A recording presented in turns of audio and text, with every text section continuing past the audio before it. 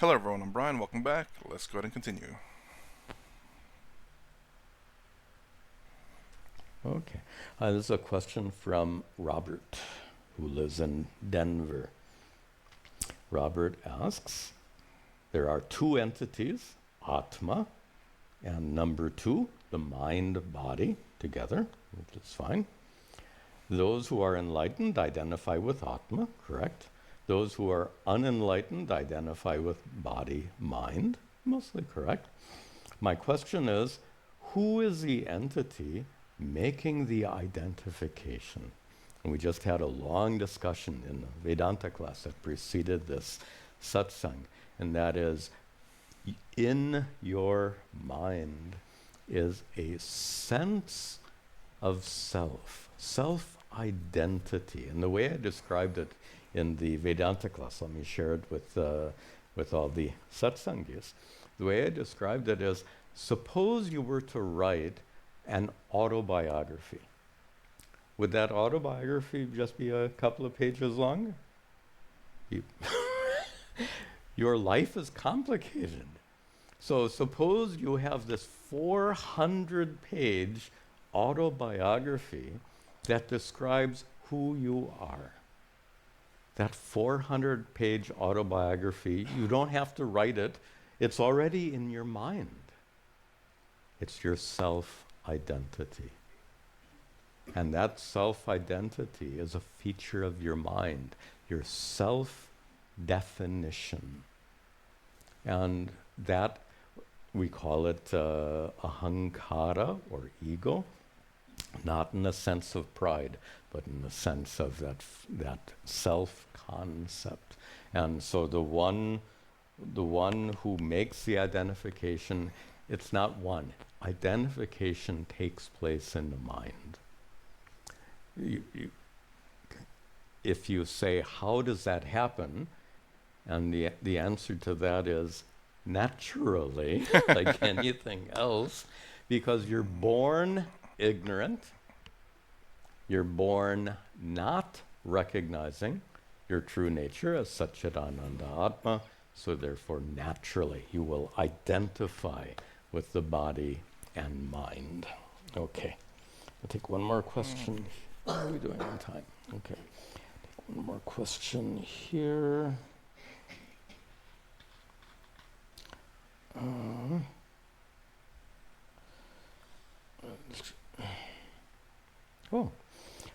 This is a question from Subi. I presume that's the nickname for Subramaniam. The nice South Indian names. Subi becomes Subu also, right? Subu, Subi. Why? Subramaniam.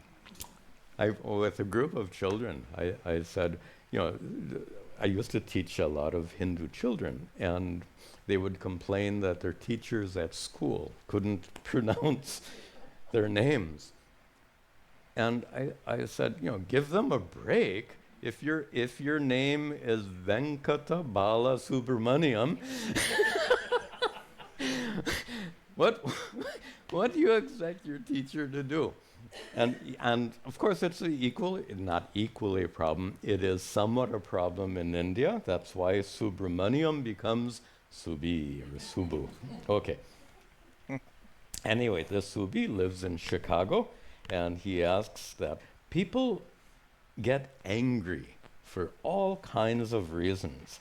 How to deal with such people, and how to advise them on how to control their anger in a dharmic way. I'll put it this way, and the first thing that came to my mind is it's not best to talk to them when they're angry, because you will not get through to them. Wait till they're calm. And then, I guess in that scenario, if they've gotten angry and gotten in trouble because they're angry, then you can tell them, hey, look, you need to work on your anger issues because clearly you're getting in trouble for stupid stuff. Look, you got angry because you got 4 ice cubes when you asked for only 3 in your mocha chocolate or whatever it's called. But yes, definitely not the right time to talk to them. It's not necessarily when they're angry because they're emotional and they're not thinking clearly. So, but let's hear what he has to say. I don't know, honestly. If I were to try to talk to someone like that, again, I would still take that advice. Like, I would try to say, hey, calm down. I won't try to necessarily talk to them. It's just kind of brief, just try to keep them out of danger or trouble. That's it at first, until he calms down, and then do the rational talking. Like, if this person has an anger issue and has always gotten in trouble because of it, then that's something that you can bring up. Hey, look, you getting angry is not doing you any favors. You're actually making it worse for yourself. Um, and then how do you talk them out of getting angry? Well, um, that's where I kind of struggle a little bit, I guess, because I can think of it logically, as in, look, me getting angry is causing me more trouble. Eventually, I'm going to get into deeper trouble than necessary because of my stupidity. So I need to stop. So I guess I could say that. I guess the good way to look at it is put myself in their shoes, and what advice would I give myself, and say that. That's not a bad idea. I do that sometimes, but yeah, look at the situation that you're in, and see if it's doing you any favors. If not, then clearly something has to change. And don't think of it just like all these are little minor problems that you're causing yourself. Eventually it might grow to something bigger and worse. So don't let it go on for so long that it becomes that. And I guess another thing to look at is like, do you want to live life always angry, or do you want to live your life, content and happy? That's a bit harder to do though.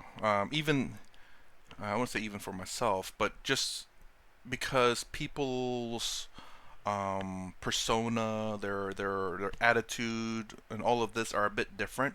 I have, how to say, I don't know if I've always been logical per se.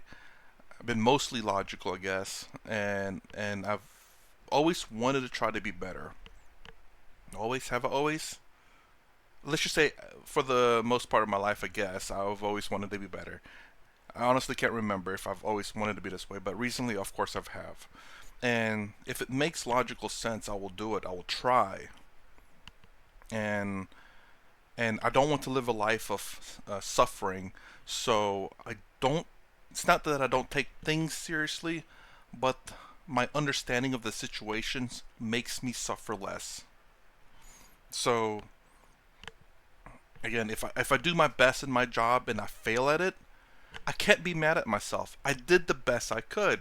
If it wasn't good enough, then that means I can look at that as a way. It's like, okay, my performance wasn't that great, but I can do better. So I'll look at the negative and the positive as a way to improve myself. If you did it perfectly, there is nothing to improve. You check 100% check mark that thing.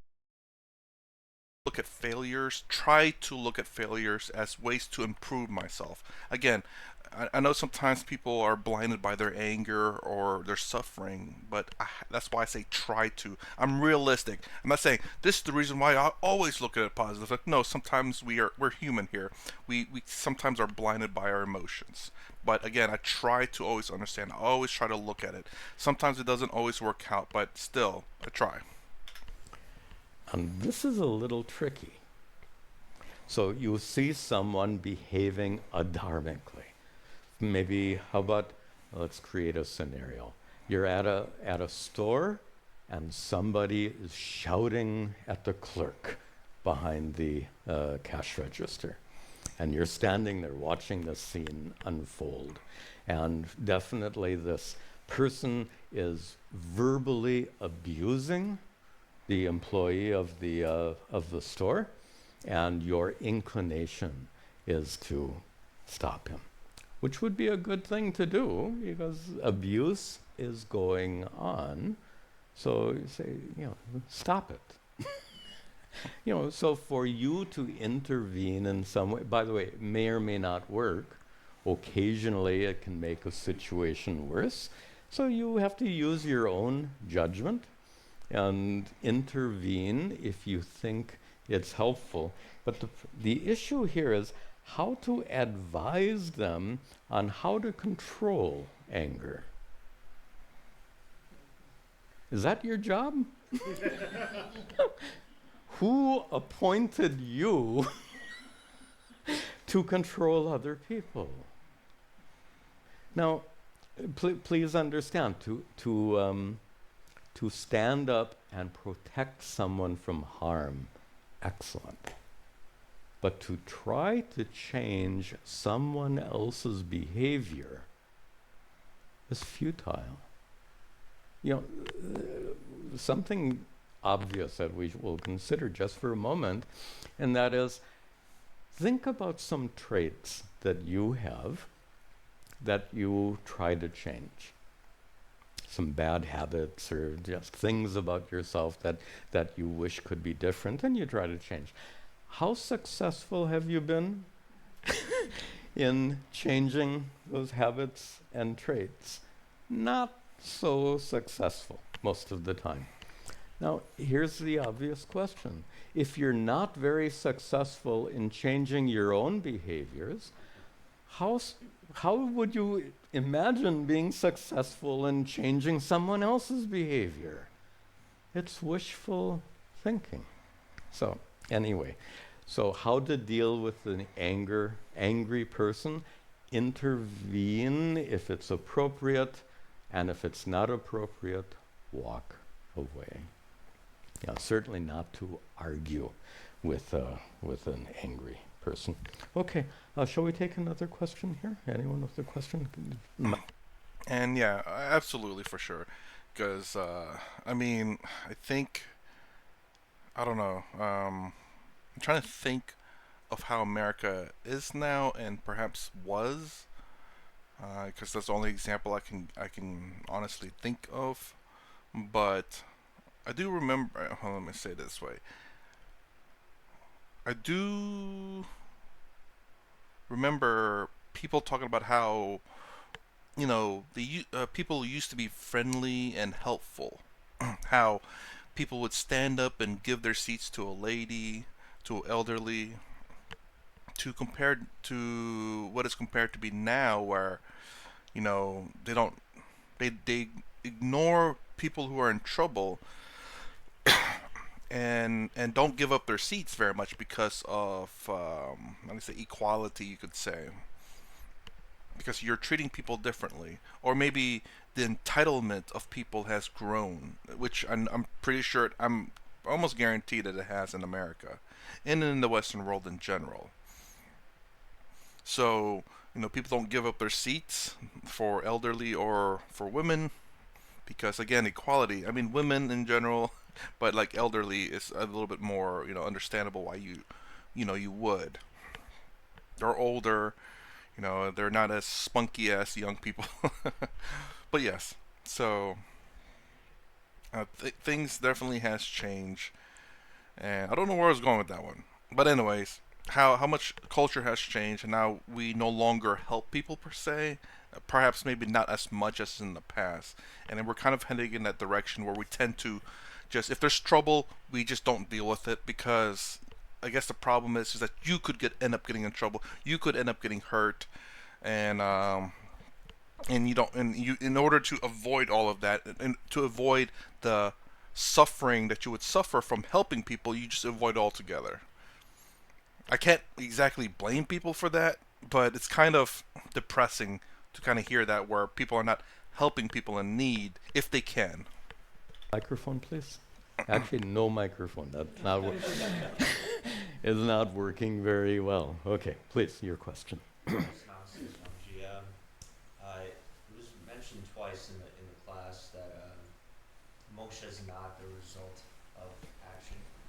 Rather, the way I understand it, it's the result of knowledge and discovering and identifying with that true self, Atma. I'm finding it hard to bridge the gap with attaining knowledge, because if I take no action, how do I attain knowledge, right? So if you can help me bridge that gap. Okay. Very good question.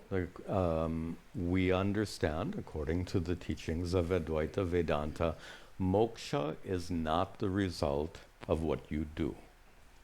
The question, which is a very good question, is if I do nothing, will I get moksha? I'm paraphrasing your question. And obviously the answer to that is no.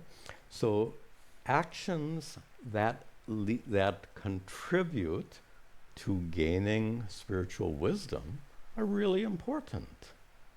But when we say that actions don't make you enlightened, that doesn't mean you shouldn't do anything. That's not the message at all. It means that actions which contribute to your spiritual growth, you should definitely engage in, but look at the flip side. Actions that don't contribute to your spiritual growth should be rejected. So there is a significant change in lifestyle and how you approach your daily activities to focus your activities and focus your attention on things that will lead to spiritual growth. The distinction that Shankara is making in the text we're studying is the technical one, and that is action alone cannot result in enlightenment. It's a technical point. By the way, there's just to make that point very clear, there's a lot of logic, a lot of reasoning behind that statement. Why, if I just say, action can never lead to moksha, enlightenment, that sounds very dogmatic. Shankaracharya himself says, jnanam eva mokshaha. Eva means only. The only way to gain enlightenment is through jnanam, and you correctly said, through the discovery. Jnanam is not here information or knowing what Vedanta teaches. Jnanam here means the discovery of your true nature as Satchidananda Atma. Okay, but that does sound very dogmatic. Sounds like, only knowledge alone cannot, knowledge alone can make you enlightened.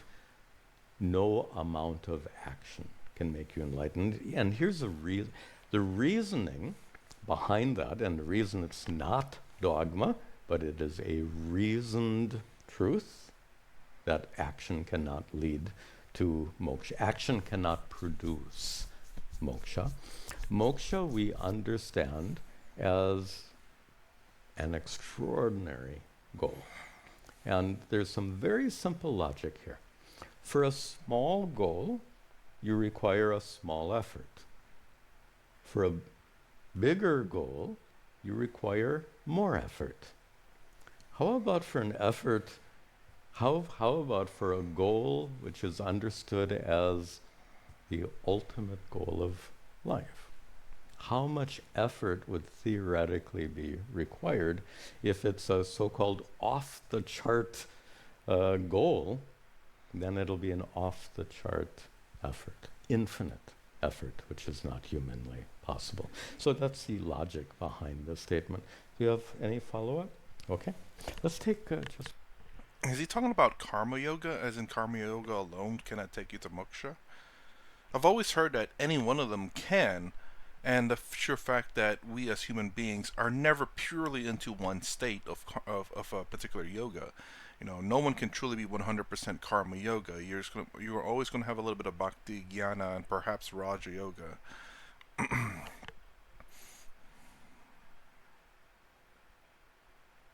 Or can raja yoga do that by itself?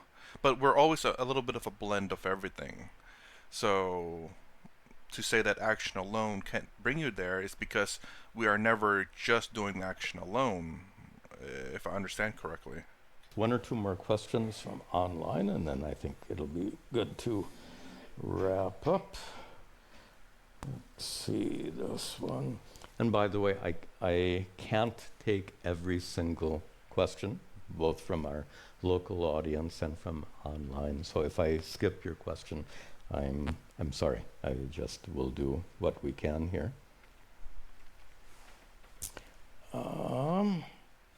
Let's see here. Actually, I think we've done pretty good. I wonder if I should resubmit mine. This is Ajit. Ask a question. So,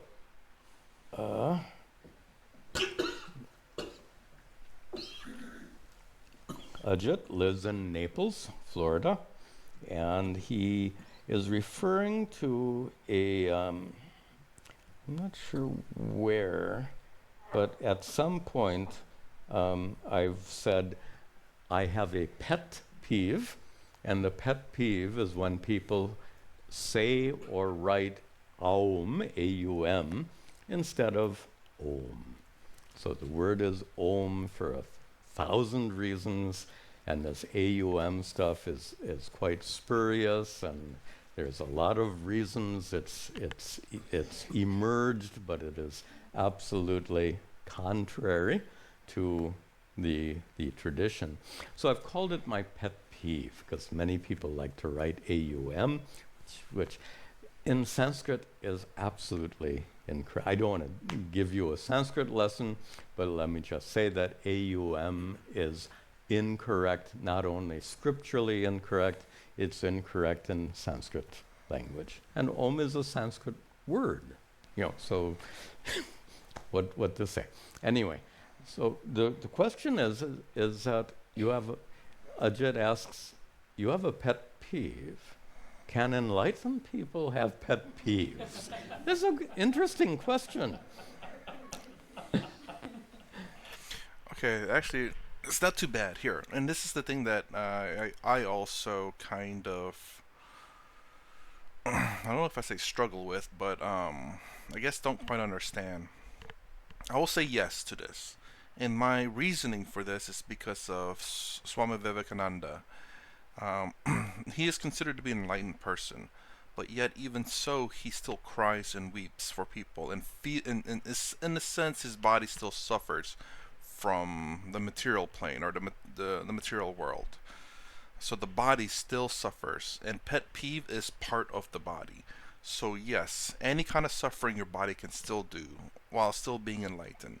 This is the thing. I guess there's this disconnect for me that if you're enlightened, you don't suffer. Why does your body still suffer emotionally? I suppose. But then again,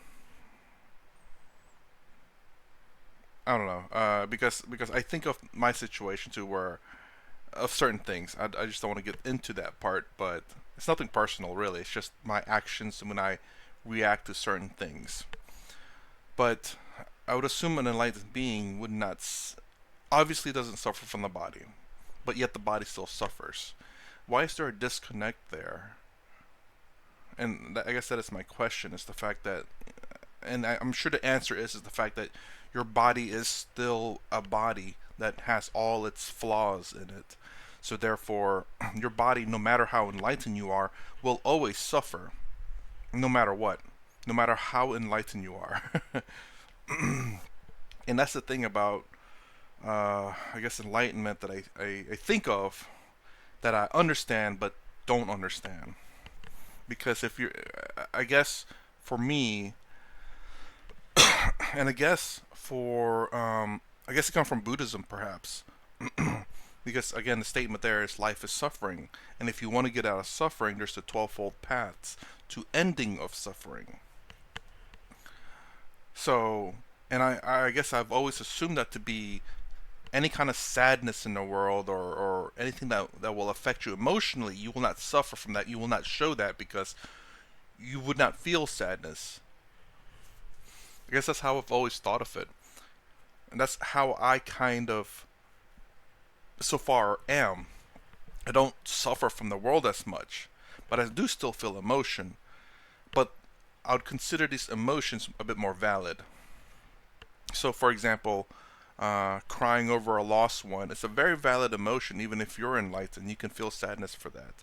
But crying over getting, 4 ice cubes instead of 3 ice cubes, and being angry or sad about that is completely an invalid emotion, because there's no substance to that emotion. And perhaps that's the key there, is what is your body suffering from, and if that is a valid suffering versus an invalid suffering, meaning that your shirt got ripped up and you're like, oh my gosh, it's my favorite shirt, it's all ripped up. It's like, oh well, it's time to find a new shirt, instead of people crying or being mad over it. It is a material thing that is easily replaced, but we're suffering over it, versus say a human life or an animal that you love, a living being, a living thing. I'm trying to make sure I'm inclusive a bit because I want to include animals in there, of course. Just because you eat animals doesn't mean you want them to suffer. We are all part of the animal kingdom, and animals eat other animals too. But we are the ones who can. I don't know if we are the only ones who can sympathize with other animals or not. I don't know if other animals can sympathize for other animals. I know there are certain animals that sympathize within their own families or groups. You know, like elephants, I believe, cry over the young. I think there's certain ape groups or monkeys that also do that too. But anyways, you get my point. Hopefully, that's clear. So we say that enlightened persons do not have raga and dvesha. Raga is a compulsion to get what you want. Dvesha is a compulsion to run away from what you don't want. Many people use the word desire, but desire is such a loose word. It's better that we're more precise. Yes, the enlightened person is free from desire. In what way? Is free from raga and dvesha, compulsion. Compulsion to get what you want, compulsion to avoid what you don't want. So I say AUM is a pet peeve, but is there any compulsion associated with? If you say Aum, am I gonna? I, I'm I may shake my head, but I'm certainly not going to strike you. And we'll make some, I think we'll conclude the satsang with just a couple comments about an enlightened person. An enlightened person is not someone who is like a blank page.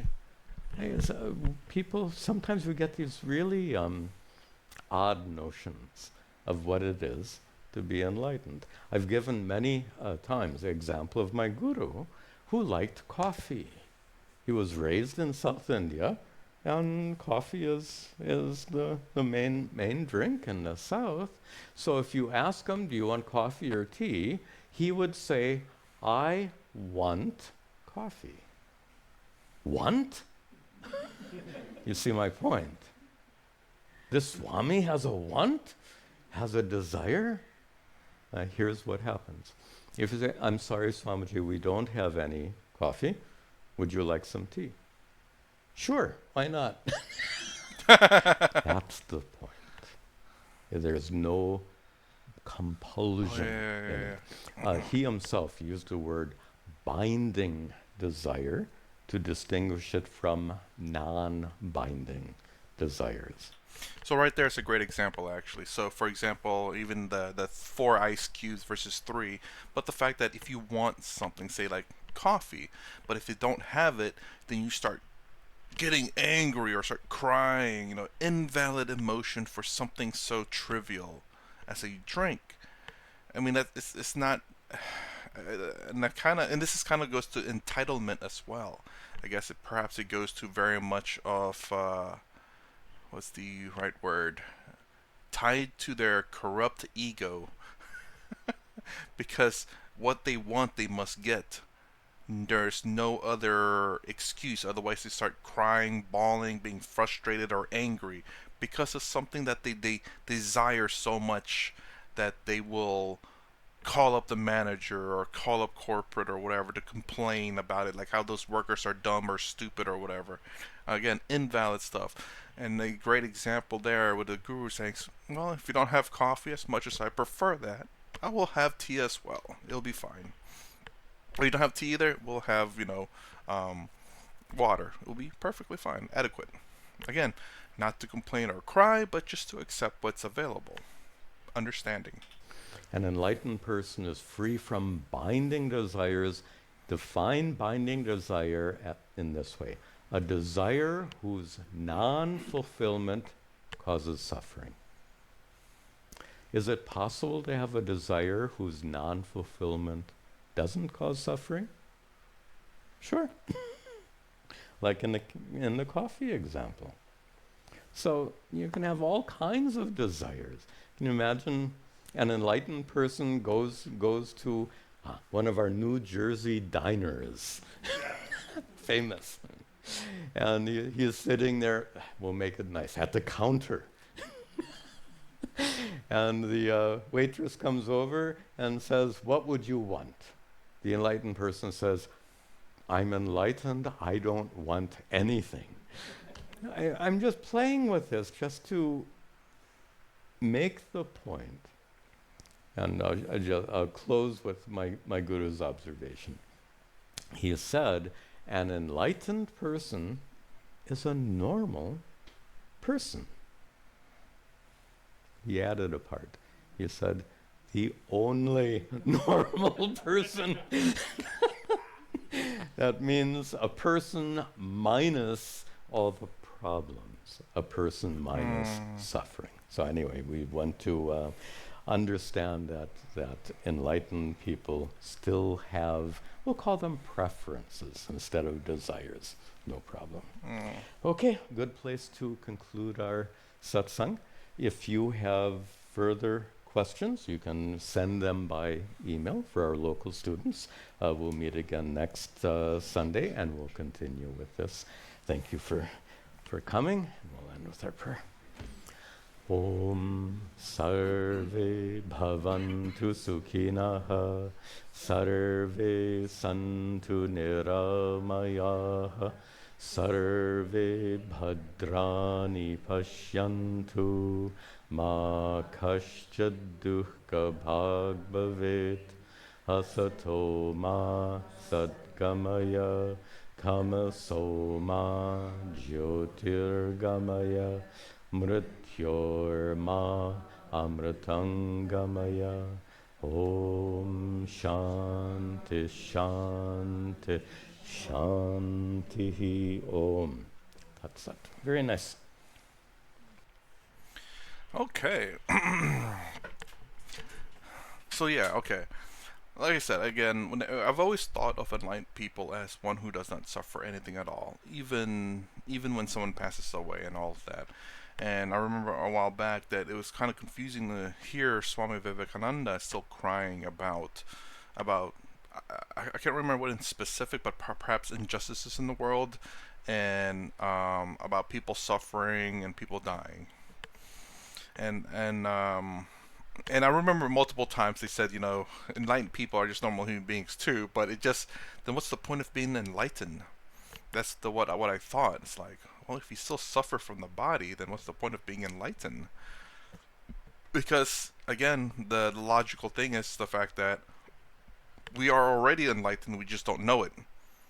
So discovering that you're enlightened and your body still suffers, what's the difference? Logically speaking, because the body suffers when you're not enlightened and when you're enlightened. And you're always enlightened whether you realize it or not. And to me, that logically is the same. Because, again, whether you know who you truly are or not, the body still suffers. And even enlightened beings still suffer. But the one thing I'd like to look at it, and the reason why I kind of want to get into this, was I guess with particular Buddhism saying life is suffering and you can find a way out of suffering. And that I hope that this teaches people to,